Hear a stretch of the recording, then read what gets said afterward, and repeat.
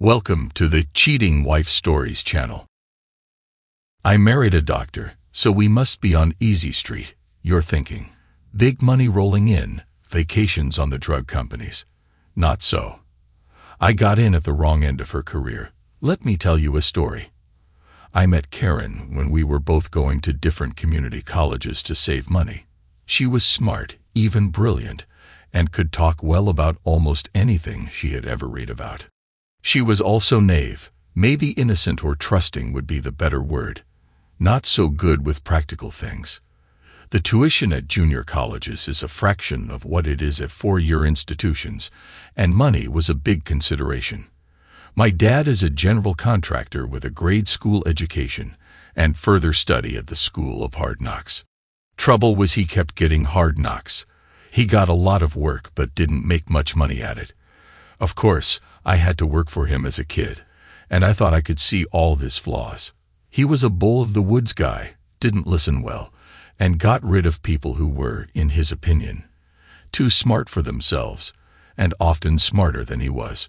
Unfortunately, he didn't realize he needed smart people and generally had at least one more job going on than he could manage by himself. As a result, it was the rare job that came in under budget, and he self-limited his company's growth. I was not going to follow his example. Getting an education was my ticket out. As it happened, Karen and I met in summer school a couple of months before we were both transferring to Massachusetts. I took advantage of a self-directed studies program and took some mechanical and civil engineering courses. Chemistry, history, civics. You get the drift. I took overloads because it didn't cost more, and as long as I got A, B, or better, I was happy. With that scattergun of courses, I learned to write, think linearly, and spot the heart of an issue. I knew a great deal in areas that interested me and screw all in areas that didn't. Karen was taking pre-med, took a light load, and went for all A's, which is good for doctors. We don't want a doctor who knows 70 to 80% about what's wrong with you.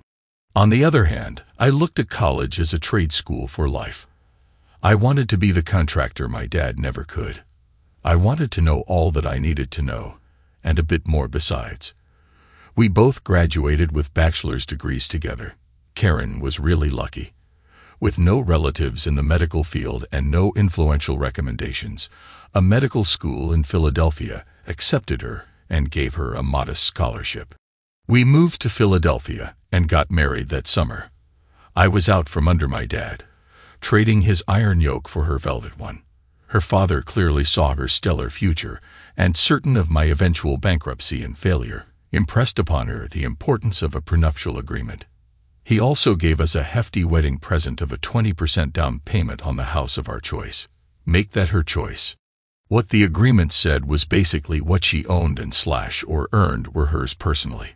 If we divorced for any reason, no alimony or child support, and we kept what we had earned for ourselves. So the wedding gift was really to her alone, and as he thought we were not likely to buy a house anytime soon, the gift was off in the indefinite future. No one ever accused him of being free with his money. I agreed, but for reasons of symmetry, I insisted it be changed to be the same for both of us. She couldn't get child support, alimony, or my money. I also suggested that we not be responsible for each other's debts. She balked at that because she had huge school debts, but I pointed out that if I, a contractor, went belly up, and the creditors got through the corporate shield, she could be liable for that debt too. End of argument. Her dad was delighted that his family was protected from my unsuitability. Well, screw him. We were living 300 miles away, and I would only see him infrequently. We started our married life with separate credit cards and checking accounts. As the worldly one, I ended up running the finances, making money, doing the bills, and signing the checks, hers and mine. I also set up a system to track our income and where it went. She earned very little during school, so the income division was sort of theoretical. Philadelphia was good to me. I found a good job with a contractor and spent 2 years learning the area and supporting the two of us. Of course, she was racking up huge to me at least, student loans, all of which she would have to start paying off after graduation. But don't worry. Be happy. Doctors make big money. I launched out on my own against my wife's counsel. My father-in-law called me a fool. I can't really hold it against him, as my dad said the same thing. I am proud to say I made money from the start. It helped that Karen and I matched each other in the number of hours we devoted to our careers. It was a prodigious effort both of us were making. Time spent together was precious. As I could be more flexible in my hours, I made sure that I was around whenever she had time off. It was hard, but we were young, strong, and in love. She timed her pregnancy so she would deliver a month after graduation and hit her target within 2 weeks. A lovely baby girl. Her residency was worse than med school, as far as time demands were concerned. She was an underpaid slave at the hospital, a handmaiden devoted to Asclepius, the god of medicine. I deliberately mispronounced it as handmaiden to the god of syphilis, and opined the A was for Alfred, Fred for short. So Fred Syphilis became the guy who was causing all of the screw-ups and problems in medicine. Looking back, I'm not sure that our marriage really survived her residency. You read about residents screwing each other on the night shift. I'm sure she did not. Because she was so exhausted day after day. The only difference between screwing her and an ice block would have been the temperature.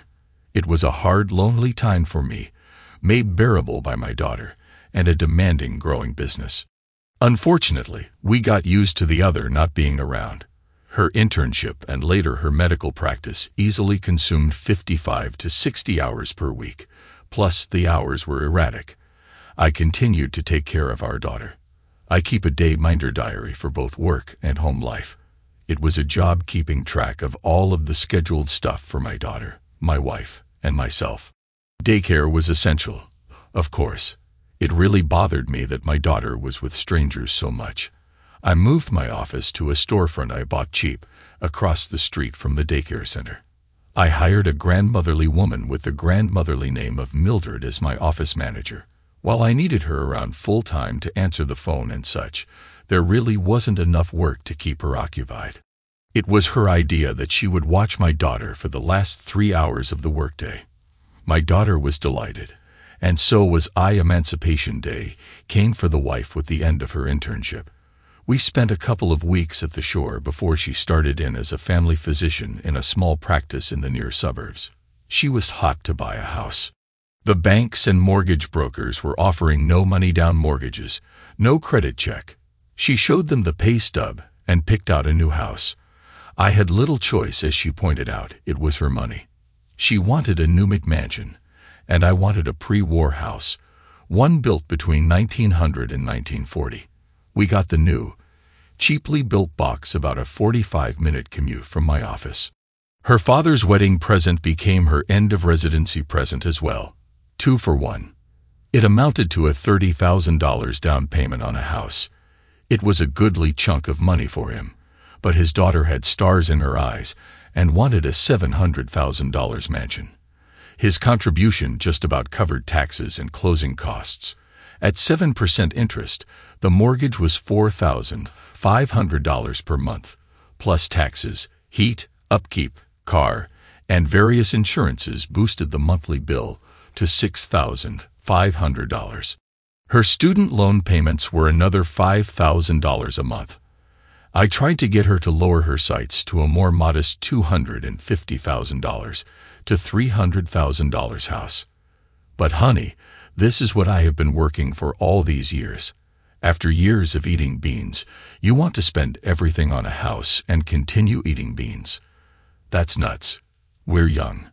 Now's the time to enjoy life, not be tied hand and foot to a huge house. I lost. Still worse, over the next 3 years, she took out equity loans to furnish it with ostentatious, poor-quality furniture. It galled me that the fine traditional furniture I inherited from my uncle, all handmade by him, was relegated to my den and a spare bedroom. Going this far into debt was also nuts. I watched debt like a hawk in my business, as undercapitalization can bring you down quicker than anything except stupidity. Business was good. No, it was very good. I was doing well, and I wanted more time with my family. So I decided to move my office closer to my home. Opportunity knocked at my door. I was working on a big project restoring a great Gatsby-era mansion. I had billed over $350,000 to date, and that was just the structural and exterior work. Unfortunately, the owner went down in the financial debacle and had to sell. I had a mechanic's lien on the house, and he didn't have the money to clear it. He still owed me $110,000, although about 30 of that was for materials contracted for, but not yet needed. There was a lovely gatehouse and carriage shed on the property, about 10 minutes from my house. It sat more or less by itself on an acre of land that was mostly rocky hillside, but with a nice view. It was connected to the main estate by an unused 25-foot right-of-way that snaked up the hillside. It was easy to cut this property off from the mansion. The buildings looked to be in much worse condition than they were, so I offered to buy it for what he owed me, plus $45,000 cash. He jumped for it, and I finished up the work I had in progress and set up a straw company to purchase the property. I converted the carriage shed to offices, but as it was a historical property, I kept the original exterior, including the arched double doors. This also preserved the option of using it in the future as a garage. With my new office habitable, I began renovating the gatehouse. In the months ahead, when a crew had slack time, I put them to work on the house. It was typical of my wife's ability to tune out my business doings. When I showed her the new office, she assumed I was renting it. She was uninterested, didn't ask a single question, not even how much I was paying. She said the place looked old-fashioned and they should pull it down, build something nice. Sad that such a really big thing in my life would be something so uninteresting to her. That was the day I seriously wondered about my wisdom in having married her. I thought about ending the marriage. Well, there are ups and downs in all marriages. I made sure I praised her and paid attention to her, and hoped for the best. Socially, we had a number of couples we enjoyed. Some doctors, some not. Mostly from the comfortably off business or civic leaders, some nonprofit managers. While not rich, I guess we certainly weren't really middle class. If you didn't know the debt load she carried, you'd think we had it made. As you might expect, some doctors couldn't see themselves socializing with me, and some engineers and business types couldn't relate to my wife, the doctor. Gradually, however, my wife's preferences and social activities revolved mostly around members of the medical community. We found a few couples agreeable to us both. I was also beginning to sense a shift in our relationship. More and more, I was the home and family support person. Any change in her schedule, I had to adjust mine and cover for her. It was what I had always done, only more so. I had to drop what I was doing and pick up my daughter because the doctor was running late. She would agree to do something with me or our daughter, and at the last minute cancel. I agree a doctor is important to lots of people, but we were her family. It was obvious who came first. Mildred was not complaining, but she was doing more kid care than I thought appropriate. It is the nature of modern life to be interrupted by others.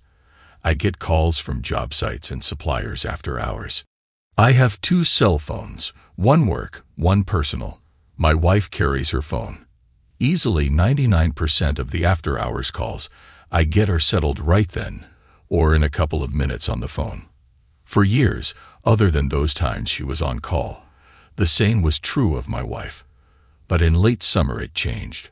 Her phone would go off, and she would have to drop everything and run off to the hospital. Part of being a doctor, wouldn't you say? But she was a family physician in a largish practice, and they took turns being on call. It certainly seemed she was taking more than her share of turns. One Saturday in late September, we both spent a hot afternoon doing yard work and outside house maintenance. Dirty and smelly, we showered up before supper. I got turned down for a quickie, but with a promise for a good tumble later that evening. Works for me. We were sitting on the patio after supper, having coffee, listening to the happy calls and shrieks of children at play. This is the life, I thought. About 7:30, her beeper went off. Karen, in exasperation, looked at it, stood up, and said, "I have to go into the hospital. I'd better change first." She looked nice, clean white t-shirt with a big red cross, and saying "Give blood for life." Appropriate, huh? White shorts and red high-gloss sneakers made her elegantly casual. You just showered and changed into fresh clothes. Why would you change them again when you'll still have to change yet again into scrubs when you get there? She looked distracted. Oh, that's right. Yeah. Well, I've got to go. I'll be home when I get back. A little after 8, my daughter Carrie came in tired and dirty from heavy play. "You are such a mess. We might as well take you out for ice cream. Then a bath for you." Squeals of laughter, followed by a call to Jennifer, the best friend of the summer. We had to drive over to the other side of town, no Dairy Queen for us, because only Smedley's ice cream parlor, which served homemade ice cream, would do. Girl after my own heart, I was sitting on a picnic bench out in front of Smedley's, licking a pistachio nut ice cream cone, casually admiring the moms in their summer minimalist outfits, when I saw a truly rare sight. An Indian motorcycle, the chief model, circa 1948, brilliant yellow with white skirts and shining chrome. It rumbled by with a delightful throaty burble of exhaust news cycles can only dream of imitating. I recognized it because my older brother had a detailed die-cast model of one years ago, and I coveted it to this day. The driver was a fattish guy, slumped in the seat in matching jeans and a jean jacket with black leather boots. The woman was riding pillion and tightly hugging the rider. She had on an American fly helmet and face shield, a white Red Cross, Give Blood t-shirt, blue jeans, and shiny red track shoes. The summer evening was cooling now. She'll wish she'd worn a jacket before the evening's done. Acting carefree and happy after that was difficult. I doubt the children noticed my mood as they more than made up for in laughter and gaiety. I felt ashamed to say that I was glad I had forgotten to mail her quarterly student loan payment on Friday. About 2/3 of that money had come from my funds. It would have been throwing money away. That was also the end of me paying for anything that was hers. Having to pay the full load for her house, car, and stuff would drain her checking account, and the savings account attached to it in record time. I kept paying most of her bills, but used her checking account exclusively. Monday morning, I hired a divorce lawyer. He promised to look over the prenup agreement, but he knew the lawyer who wrote it, and his expectation was that it would be tight, adding that anything can be broken. Documentation of the adultery was unnecessary, but it might help as a bludgeon if there was a child custody issue, but it was an outside chance in any event. Moms almost always get the kid. The second call was to a friend of mine who was into antique autos. Indian chief motorcycles are both valuable and rare. Joyriding one is nearly a Jay Leno sort of thing. No hesitation from him. It was almost certainly owned by Dr. Alfred Hale. I didn't know him, but knew the name. Big shot at the hospital. Well, that cleared that up. The third call was to an investigator recommended by my insurance agent for my business. Samir Patel was the guy's name. Sam for short. I saw no reason for him to follow wifey. I was reasonably sure she was only screwing one person. Alfred Cephalus Hale might be another story, and I wanted revenge. I told him I wanted the goods on Dr. Hale, and gave him what I knew. I expected to have to pay extra for prompt work, but things must have been slow for the guy. He cut me a break and promised to get right on it. I paid $3,000 deposit for the first week to get him started, asking for photos, audio, and video if possible. I also suggested he cover his tracks well, as Hale had the big bucks to be trouble when he realized he was being screwed with. The fourth call was to one of my site managers, telling him to start pulling workmen, and we needed to finish the gatehouse at least enough to get an occupancy permit. Other than that, it was a routine day. I tried to keep everything normal. I guessed I needed about 2 to 3 weeks to conveniently turn out the lights on our marriage. That evening, during our quiet time drinking a cup of coffee, wifey announced, "I'll be going to a medical conference in New York Friday and Saturday night the week after next. It's sponsored by Merck, and I need to go. Where are you staying? One of New York's best hotels. The Greenpoint Plaza. God knows what it would cost normally. I pulled out my iPhone and looked it up. You're kidding. Greenpoint is in Brooklyn, and so is the hotel. It looks okay, but nothing special. Here, look at the picture. $110 a night. Let me see. There must be some mistake. That's a nothing. Not a Crown Plaza or anything. Oh, I must. I got the hotel wrong. I'll double-check. Anyway, I'm sure the date is correct. That night we had marital sex for the first time in God knows when. I consider it a personal weakness that I initiated it. I had fished out a condom, just like in the old days, and rolled it on just before entry. And she never noticed. The Wednesday before her conference weekend was very eventful. I met with my lawyer to go over the draft of the divorce papers. He suggested we get my business financials undercover so if the prenup agreements, which he thought were airtight, were somehow breached, I wouldn't lose so much. He had doubts about the child support. Prenup or no prenup. I protested that it was my child, and I wanted to support her. The lawyer set me straight. Give all the support you want, but avoid the court mandating anything. My accountant said he needed a few weeks to bury the cash reserve I had in the business. I joked that we contractors usually wanted to pull money out of thin air, not the other way, and told him to get 75% of it hidden in a week. Later in the afternoon, I met with the investigator in person for the first time. He chose a Starbucks. Turns out he works out of his house, and as he said, it was also better if some people didn't know where to find him. Mr. Harlow, this is Rich. A first in my very long experience. This was indeed a first, and that is a rare thing, I am telling you. Your Dr. Hale rents a particular motel room, always on Mondays and Thursdays, and sometimes Saturdays. Same room every time. Now this is the interesting part. Listen to this. Last Thursday, he took this woman into the room, and they stayed there from noon to about 1:30. Here's her picture. I never saw her in my life.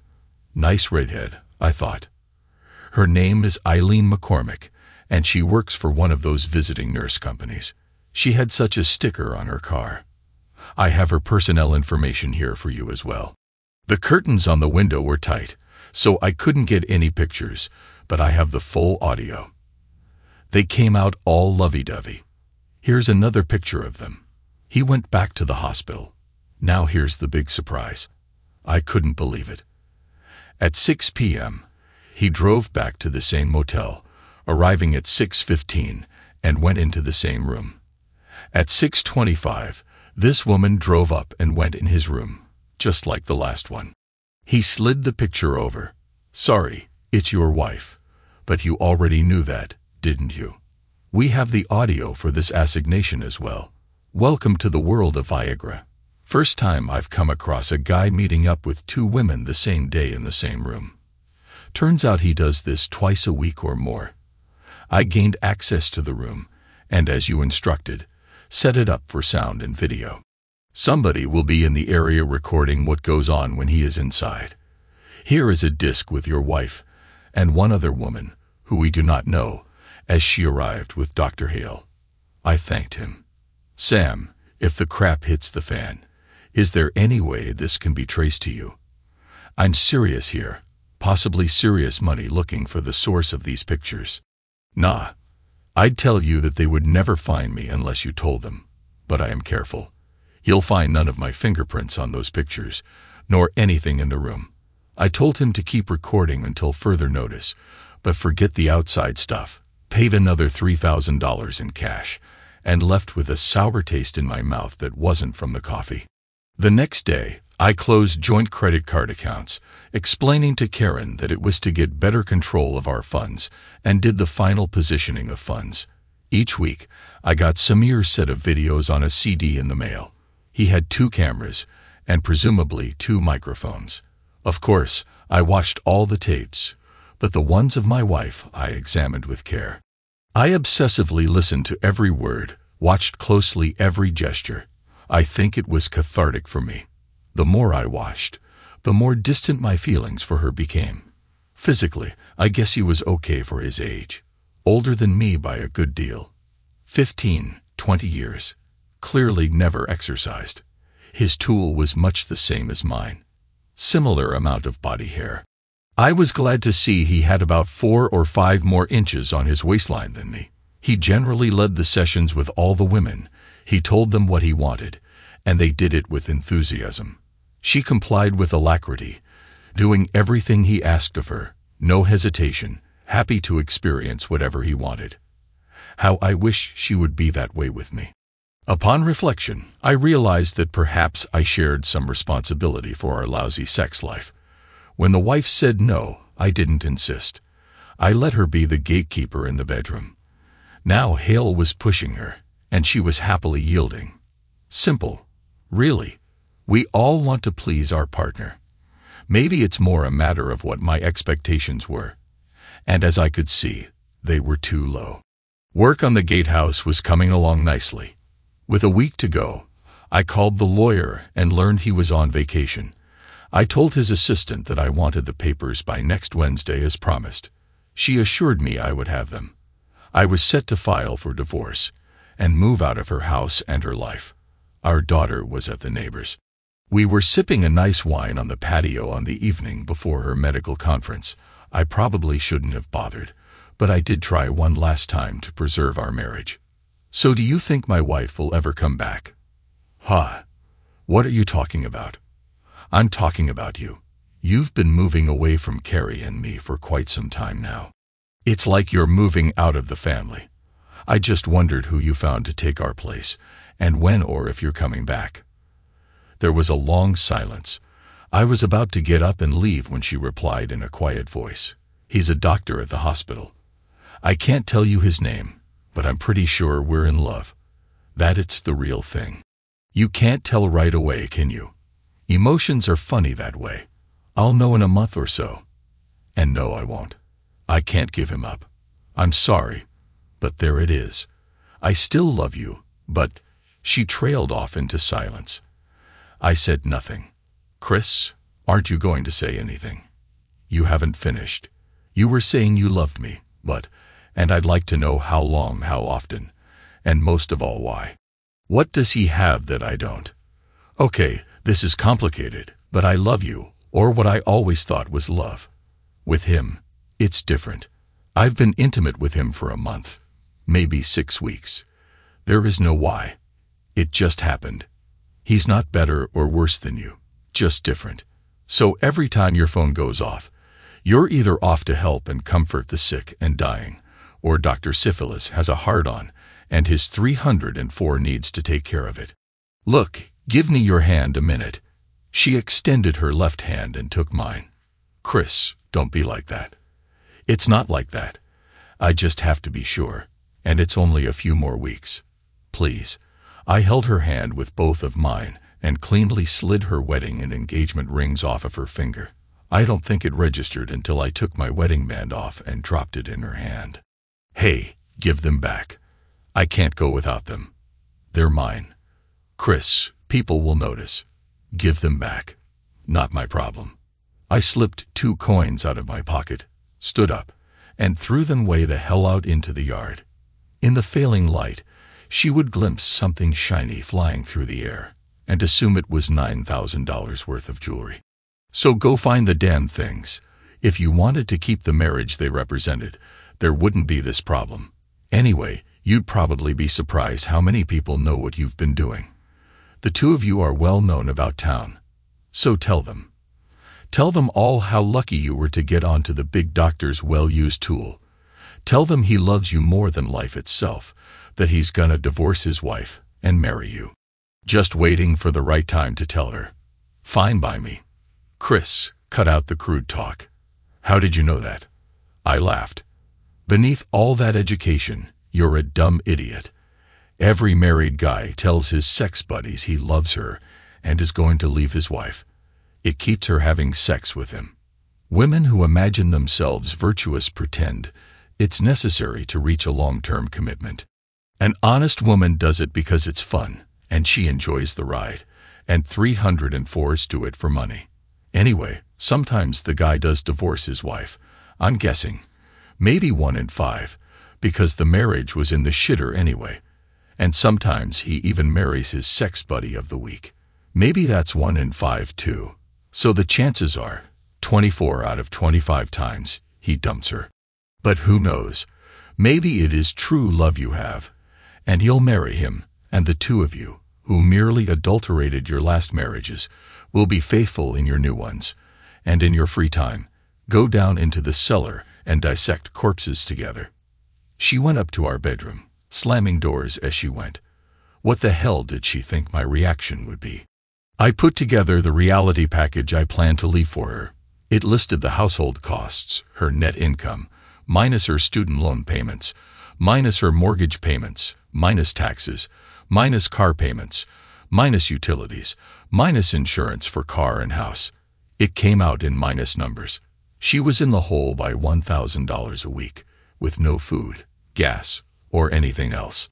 I timed the bill payments so that on D-Day, all her bills would be paid and leave essentially no cash in her accounts. The next morning, she assured me again it really was a medical conference and headed out the door. I canceled all of our joint credit cards. She had one for business, so she was not completely without a source of funds. I made copies of the bills and of our income tax returns. She would need them. I listed the name and number of the oil burner guy, the lawn guy, the snow plowing guy, a general handyman. Looking over the tax returns, I was pleased that for the last 3 years, despite efforts to reduce and hide my income, I made more than she did. Good. Well, maybe that was too much information for her right now. She was gone. And at this point, I wanted her to stay gone. Why give her a reason to want to stay? I pulled the income tax returns from the pile. She'd get them eventually. The movers arrived at 11 a.m. on Friday. My shop took 1 truck, and most of the movers' time. I took all of my uncle's furniture, plus some family pieces, my bureau, and the contents of my closet. I was such a nice guy. I had a cleaning service come in to sweep, vacuum, and scrub away all evidence of my life there. I stacked her financial stuff in a box, tossed the current bills on top, and a second box was for miscellaneous junk we found while emptying drawers and cleaning the floors. I set them on a kitchen chair and left the divorce papers I had signed on the kitchen table. I also left a note on the refrigerator and closed the door on a chapter of my life at 4 p.m. Friday afternoon. My daughter and I went kid bedroom shopping Saturday and got her set up in her bedroom at my place. The newly renovated house was looking great. Insulated, new thermal paint windows that looked like the old ones. Original plaster work with paint and stenciling restored. Original kitchen restored and augmented a bit to suit modern needs, and everything freshly stripped and varnished or painted. What a great job the crews had done. I would like to think that they did a great job out of respect they held for me, or it could be that jobs were really difficult to find right now, and I had quite a payroll. Sunday night, Karen called at 10 p.m. in hysterics. I listened long enough to know she discovered she was bankrupt. I told her, "Hey, don't cry on my shoulder. Not my problem. I don't care anymore. Take your troubles to Dr. Syphilis. Let him be tender, helpful, and give you money." More shrieks of rage, remorse, and hurt. "Look, you're not coherent. I'll come by tomorrow night at 7 o'clock, and we can talk this over. Carrie is fine. She's with me right now. I figure we'll share custody. We can work around your problem of on-call for come calls and whatnot. Don't call again between now and 7 p.m. tomorrow." I hung up. The phone rang immediately. It was her. "Look, don't call Carrie either. She's been in bed for an hour now, and as hysterical as you are, you'll scare the crap out of her. Be prepared to tell me precisely when, what day, what time you want her to stay with you. I need to know when I see you tomorrow. Good night." Seemed she expected me to plod along until she found another tool she liked better. Apparently, it never occurred to the doctor that I might make up my mind. Pete Key right. Don't appreciate the water until the well runs dry. What the hell did she think I would do?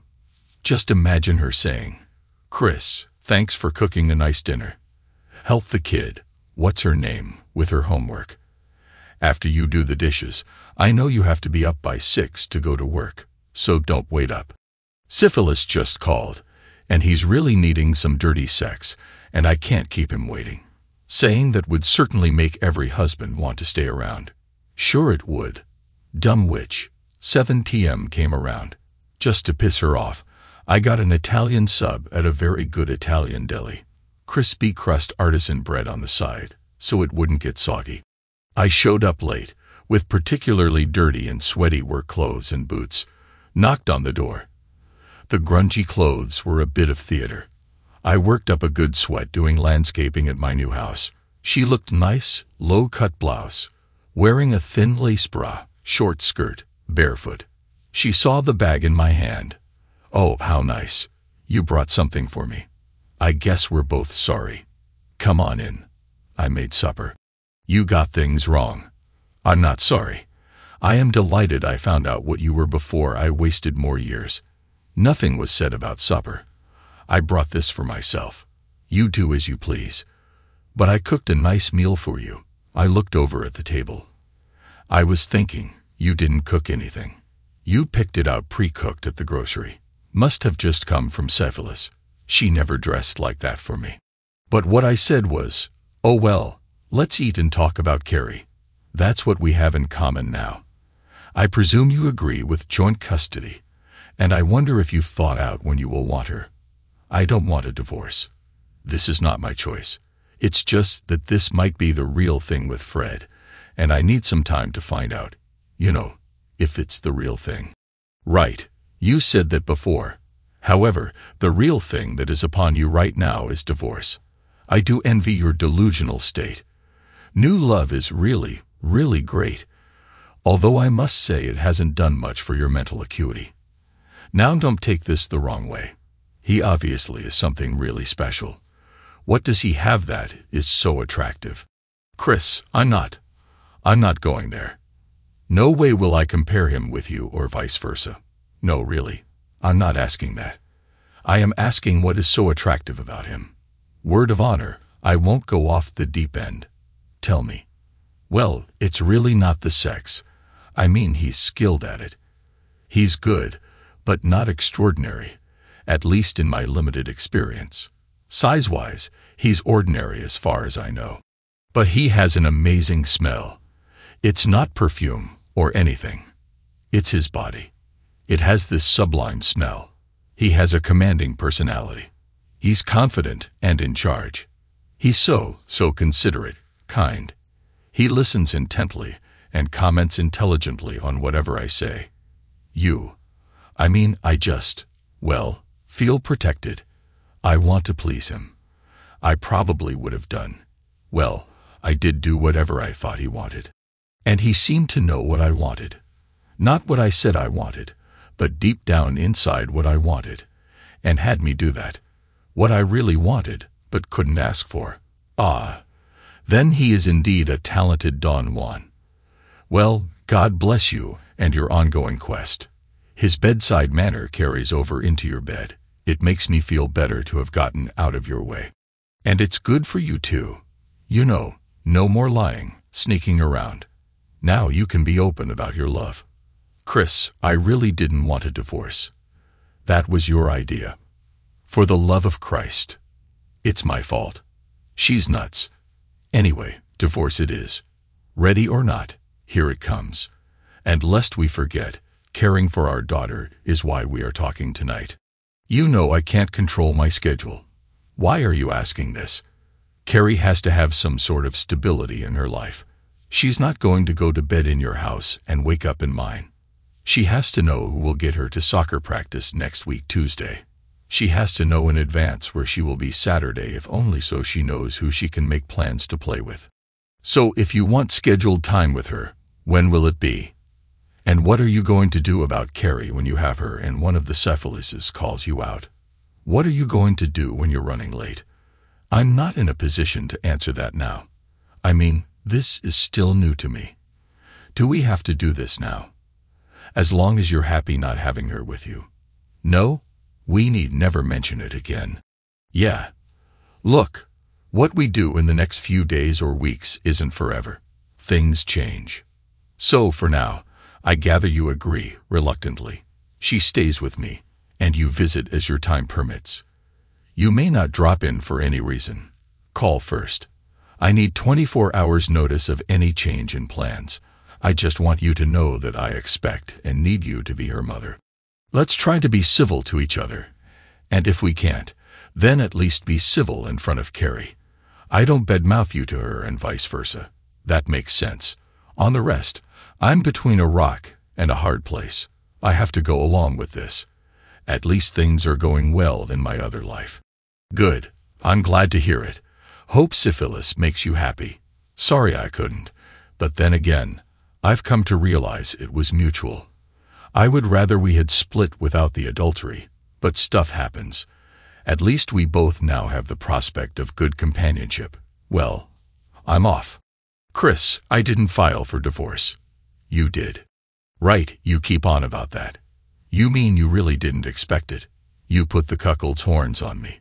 You placed the bomb, lit the fuse, and wonder why the dirt of divorce is raining down on you and our family. She was successfully fighting back tears as I blew her a kiss and walked out the door, leaving the hoagie wrapper, which reeked of oregano and garlic, on the table. Well, good. We all deserve happiness, her as well as me. I did get an amazing change of fortune later in the week. About 6 months earlier, I had submitted a Hail Mary bid to build a new middle school. The job was a good bit larger, make that way larger, than anything I had ever done before. And frankly, I thought my bid would be thrown out for that reason. I was high in price mostly because I didn't really trust my estimate. I added 15% to my actual estimate to cover for blunders. Came in a respectable third. My real estimate, the one without the 15%, was right between the top 2 contractors' bids. A few weeks later, that bank in New York, Lehman Brothers, went bust, and credit ceased. The high bidder on the school contract was a big, well-respected contractor. A few weeks ago, I had read that he had been indicted for bribing city officials, and the city threw out his bid. This Tuesday, the school department called me in for a conference to see if I could stand by my bid. The number 2 bidder had declared bankruptcy. Poof. Here one day, gone the next. Meanwhile, construction costs had dropped about 10% at that point, and I could foresee at least another 10% drop in the coming months as existing work was finished, but nothing much coming through because of the recession. Normally, they would have thrown out all of the bids and gone out for bid again. Unfortunately, that would have meant months of delay, and possibly the money would be appropriated for other projects or otherwise unavailable. Plus, the city and the school board wanted to show jobs in the city by November. The problem for me was financing, as I had hidden my cash for the divorce. I asked for a week to check the numbers in my bank. I spent 2 days with my estimators checking prices. The 20% drop in costs had already arrived. I wanted the local bank I had been dealing with. They were not going along until I explained the pricing drop. My bid price was $67 million. I had figured my cost originally at $61 million. My new cost was close to $50 million. They checked my numbers, and I got the financing. I was good to go. I was in the big time and stood to make over $15 million on this job. Sam, the detective, called me into Starbucks for a conference. He had sound and video on. Count them -12 women. My wife and 1 other were regulars, once or twice a week, and the others sprinkled in. We had to agree. Hale was extraordinary. I told Sam to keep it up. If nothing else, they were nice B-grade movies. On Friday night, I got a panic call from Karen. It seemed she couldn't pay her bills. She didn't understand them. So Carrie and I went over. Karen and I sat at the kitchen table, and Carrie played with the neighbor's kids. Chris, all these bills. I don't begin to have enough money to pay them. No kidding, Sherlock. It's called being bankrupt. You don't make enough money. Not counting the work I used to do around here that you'll now have to hire out, you're about $100,000 a year short. The best thing you can do is talk to a lawyer and file for bankruptcy. Don't make it out worse than it is. I'm a doctor. I can't be bankrupt. Okay, so pay your bills. Maybe Dr. Syphilis will pay you for services rendered. He probably gets better treatment from you than I ever did. I'm sorry, really. I generally can suppress my feelings. That is exactly what I should not say. Besides, if he's stuck around you this long, you're doing good, in bed and out. About money. Change jobs. Get a second job. You're a doctor. Somebody will hire you. Screw you.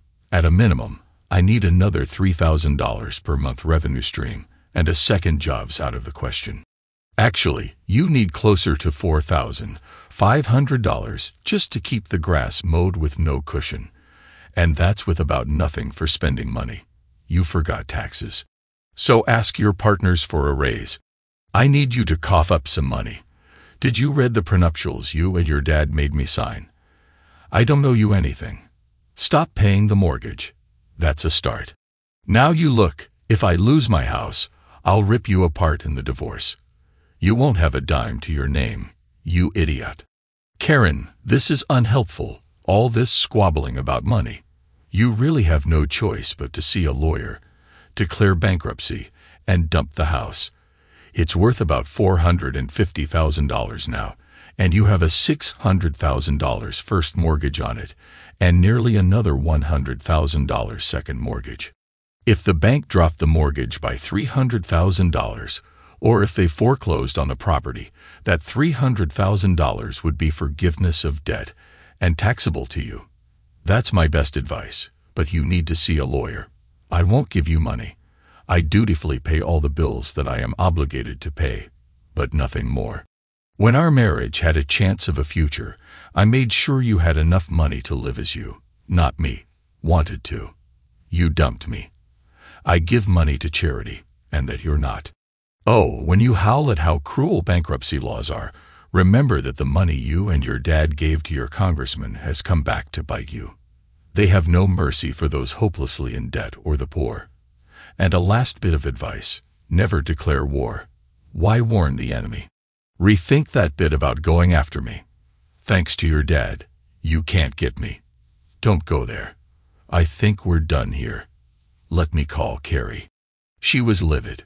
Carrie probably risked a burn when she kissed her mom goodbye, and the two of us went home.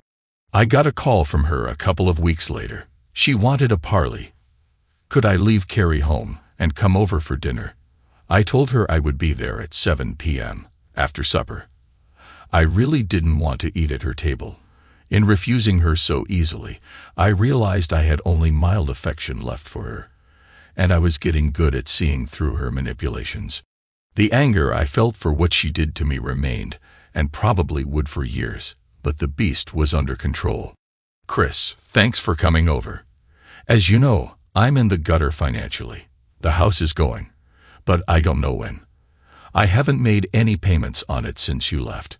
Whenever the bank shows up, I'm going to be living in a one-room apartment. I've broken off with him. Oh, the sweet-smelling syphilis.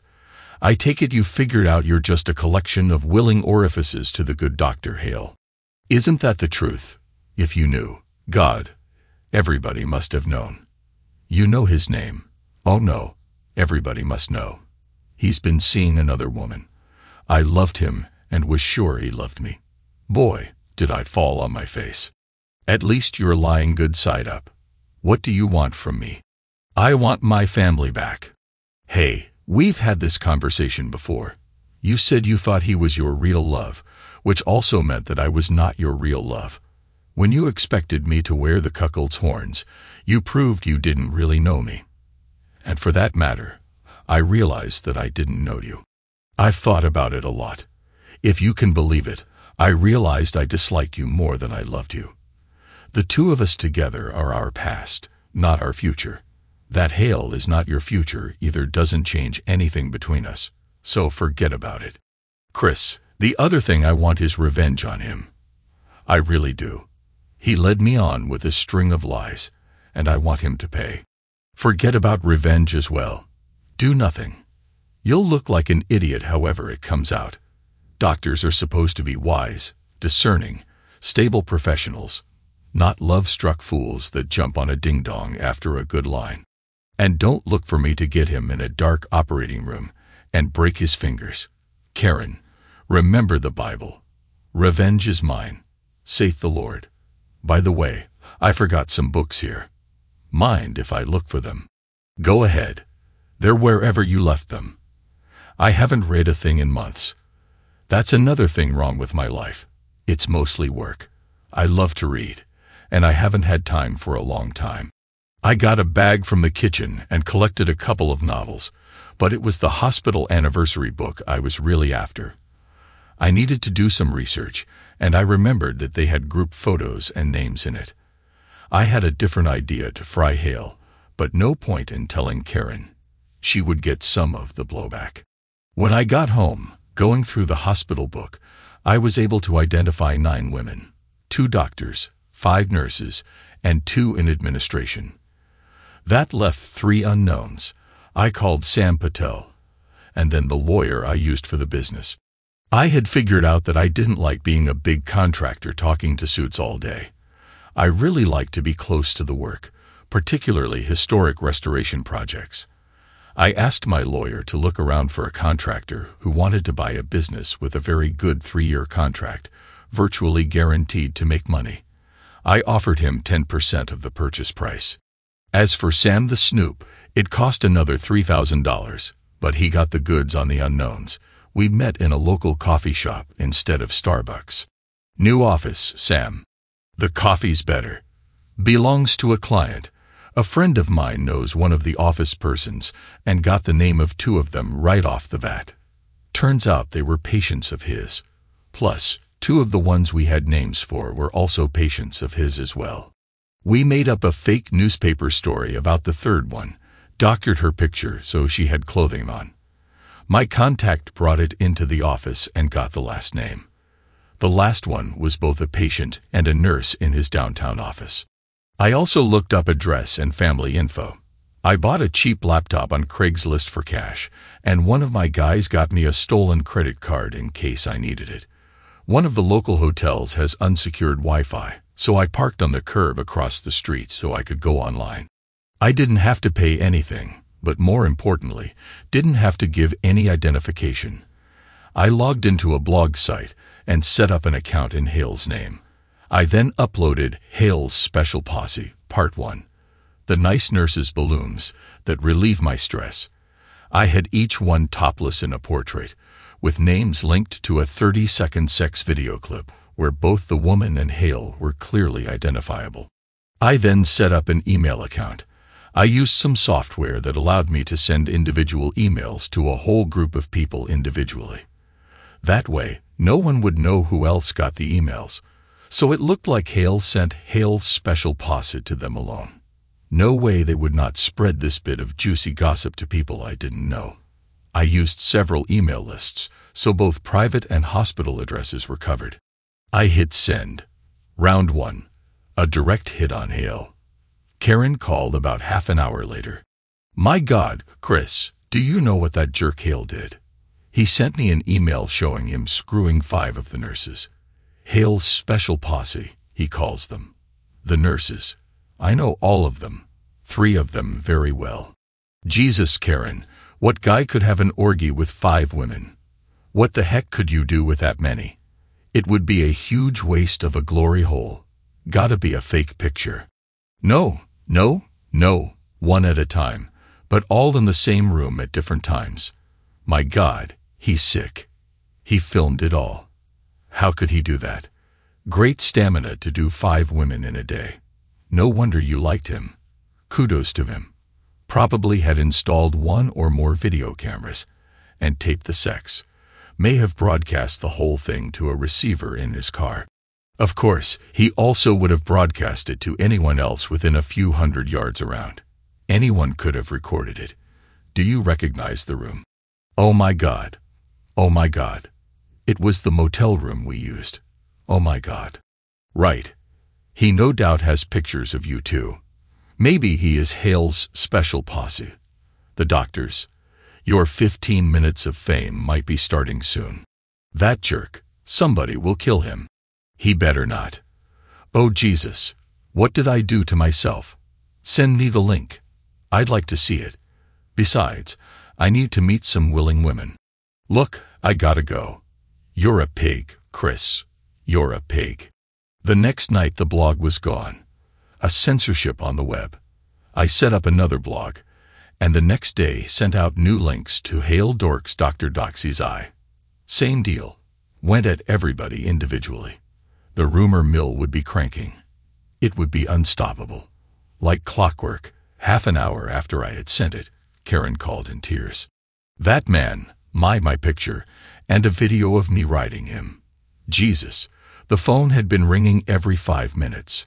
I'm going to kill the creep. Okay, give me the link. Look, don't say that. Somebody else will very likely kill him, saving you the trouble. People will recall your words. Remember, you dumped him well before his present troubles. I just emailed the link to you. Oh my God, what a loser. I clicked on the link. If she had deliberately sent a bad link, and if I let on I knew what was there before I saw the link, the jig would be up.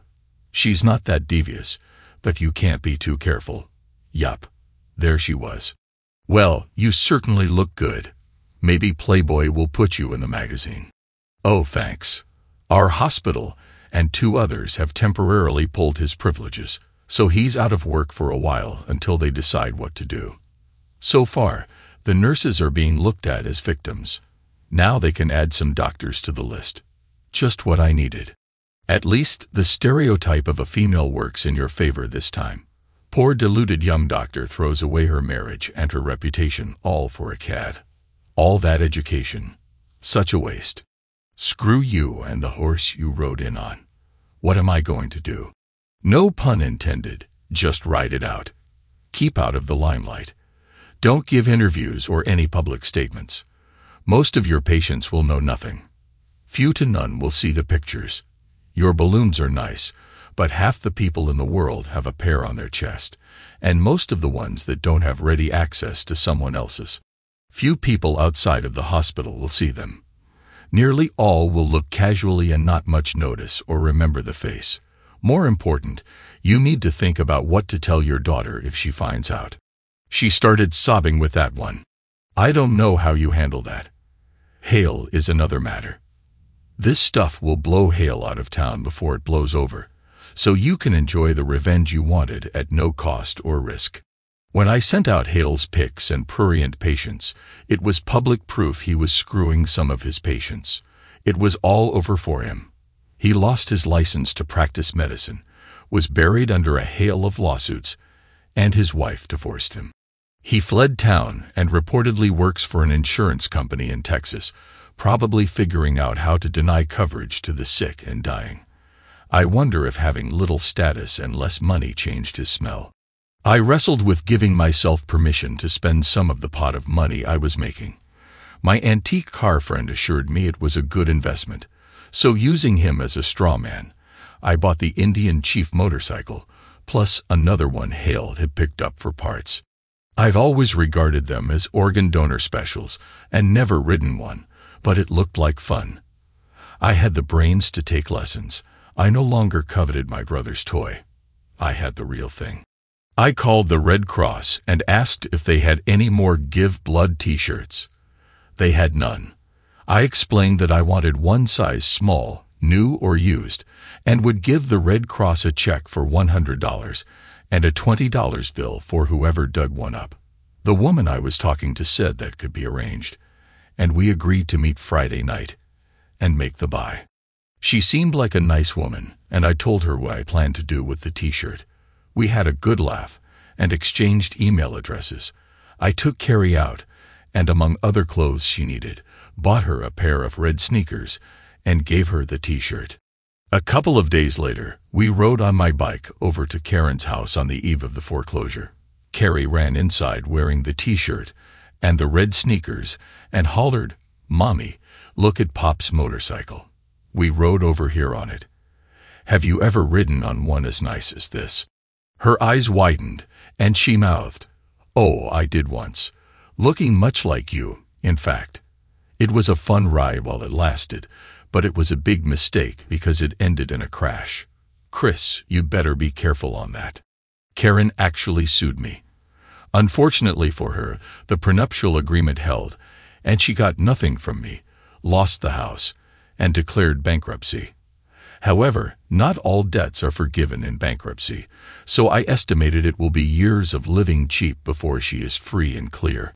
Nice guy that I am, I sent her father a $1,000 check, thanking him for his idea of a prenuptial agreement and how they saved me a fortune. He sent the check back with no comment.